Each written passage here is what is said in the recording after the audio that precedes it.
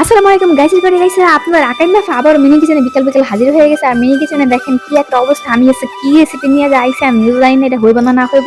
তো তবে দয়া করে থাকে না, আমি আল্লাহর নামে ভাব নিয়ে নামছি, আল্লাহর নামে শুরু করছি, দেখি কি একটা হয় অবস্থা। তো এক খোলা হচ্ছে লবণ দিয়ে মাখানো যে পপকর্ন গুলা খোলার ভিতরে হচ্ছে আমি গরম করতেছিলাম, একদম সেম মুড়ির মতো করে দিছি। আমি মুড়ি ভাজার যে মজা পাইছি, আমি ভাবছি যে মুড়ি ভাজাটা অনেক বেশি ইন্টারেস্টিং লাগছে। তো এখন এইভাবেই সেম ভাবে করতে আসছি। তো দেখি ঢাইকা দিলাম, ঢাকার পরে দেখি না ফুটে না পরে চিন্তা করছি মনে হয় না ফুটবো। এখন দেখি ওমা ঠাস ঠুস শব্দ শুরু হয়ে গেছে গা। তো আমি ভাবলাম যে যাক, আমি আগামী মাফা সাকসেস হয়ে গেছি গা।